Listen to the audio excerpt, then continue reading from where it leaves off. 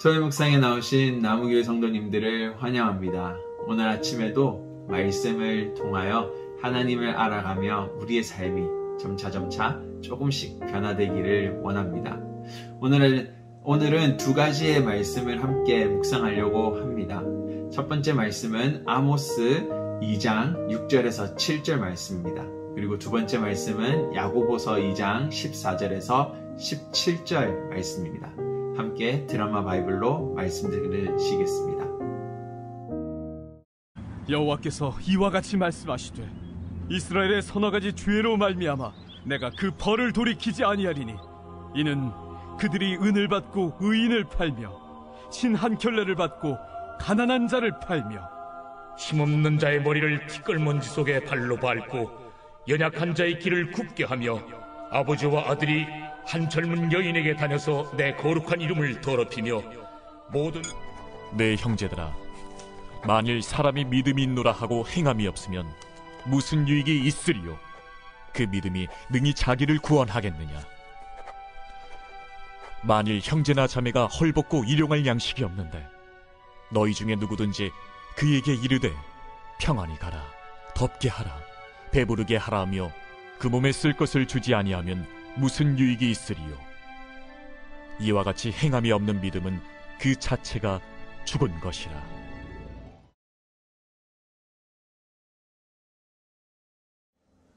아모스는 평범한 양치기의 삶을 살았던 사람입니다.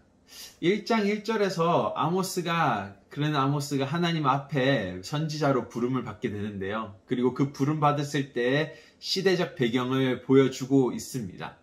우시아가 남유다의 왕이었고 북이스라엘은 여로보암이 통치하고 있었던 시대였습니다. 우시아와 여로보암이 통치했던 남유다 그리고 북이스라엘은 엄청난 번성을 누리고 있는 시대였습니다. 역대하 26장을 보시면요, 우시아의 그러한 일대기가 나오는데요, 주변 국가들과의 많은 전쟁 속에서 승리를 거두게 됩니다. 그리고 예루살렘을 한층 더 군사적으로 강화하게 되는 시대였습니다. 또 북이스라엘의 여로보암 왕 시대는요, 솔로몬 시대만큼의 부귀 영화를 누렸고 그만큼 영토를 넓혔던 위대한 시대였음을 보여주고 있습니다.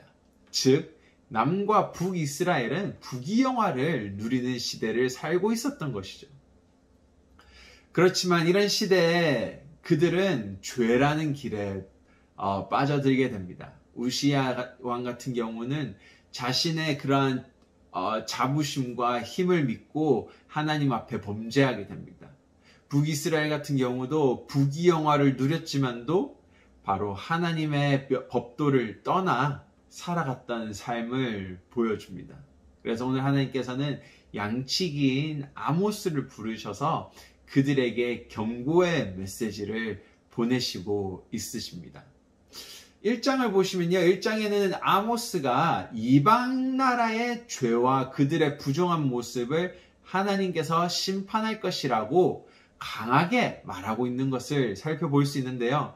하나님께서는 각 이방 나라의 죄들을 언급하십니다.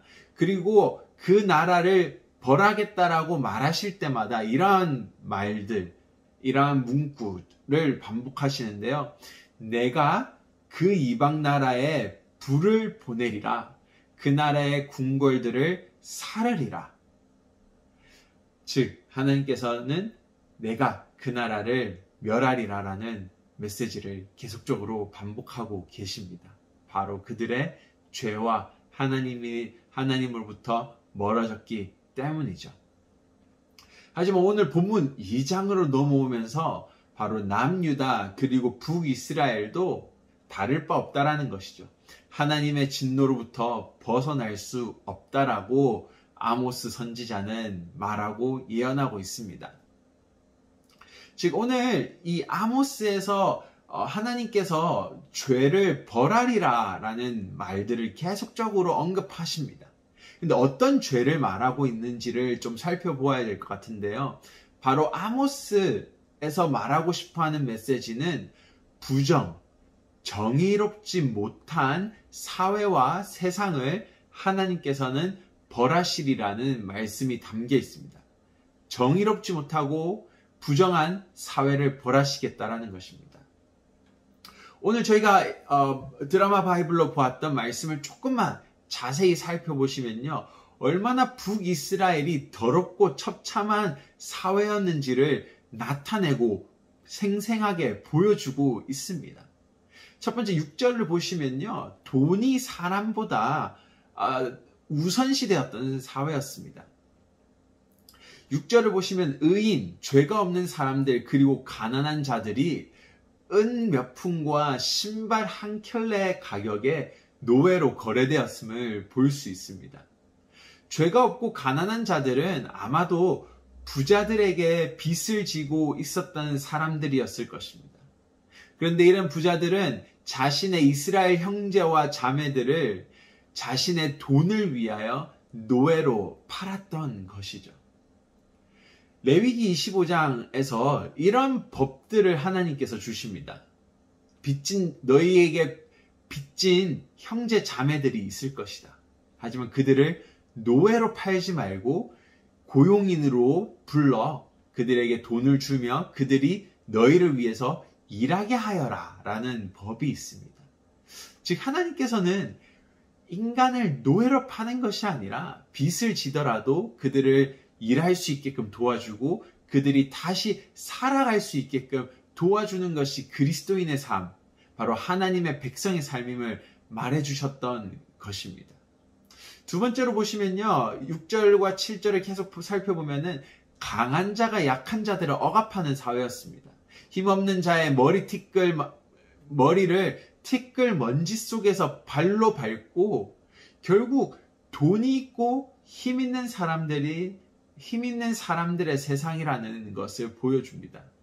즉, 돈 없고 힘 없고 빚진 자들은 설 수 없는 세상이 바로 그 사회였습니다.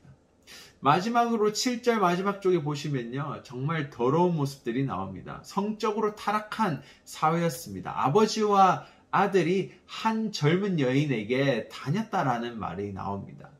근데 오늘 문맥상으로 이 여종, 한 젊은 여인은 아마도 돈이 없었던 그 노예의 여자였음을 추측할 수 있습니다.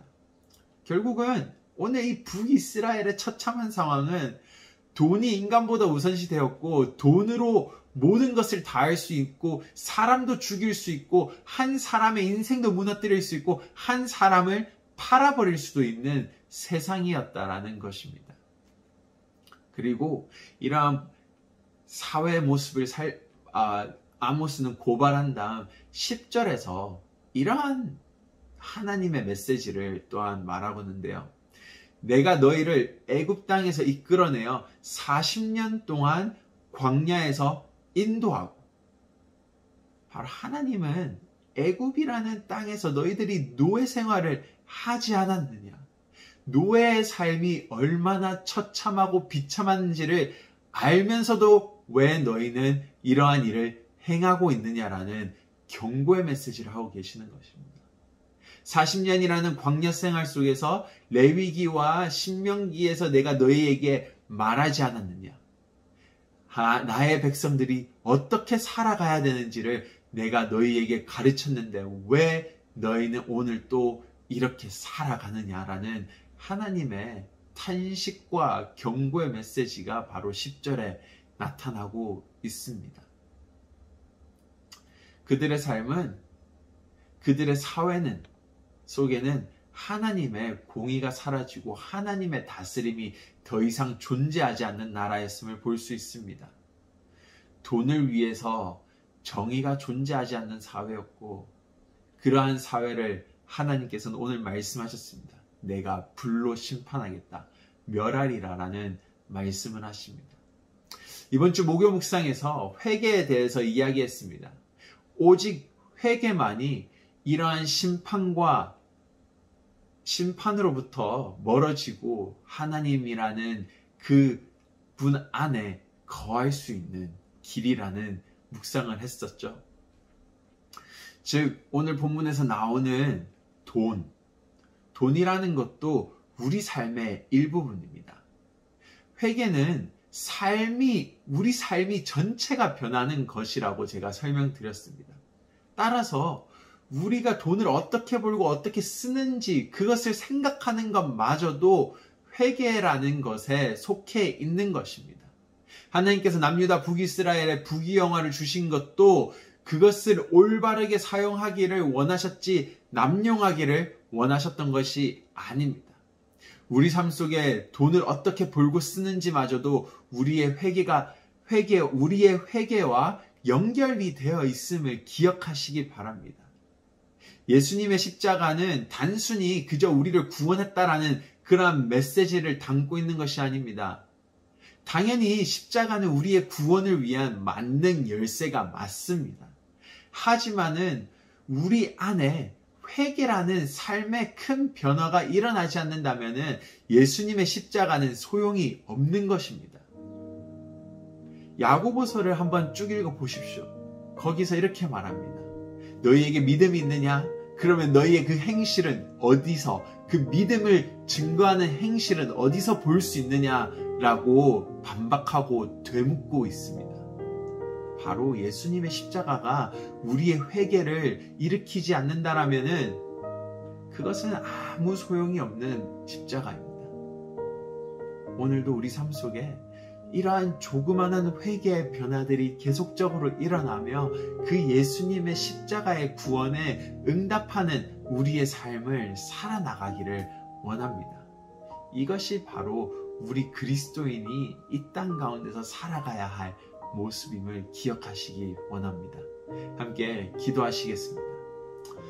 하나님, 우리의 죄악된 모습과 우리의 죄악된 세상을 용서하여 주시고 그 십자가를 기억하게 하여 주시옵소서.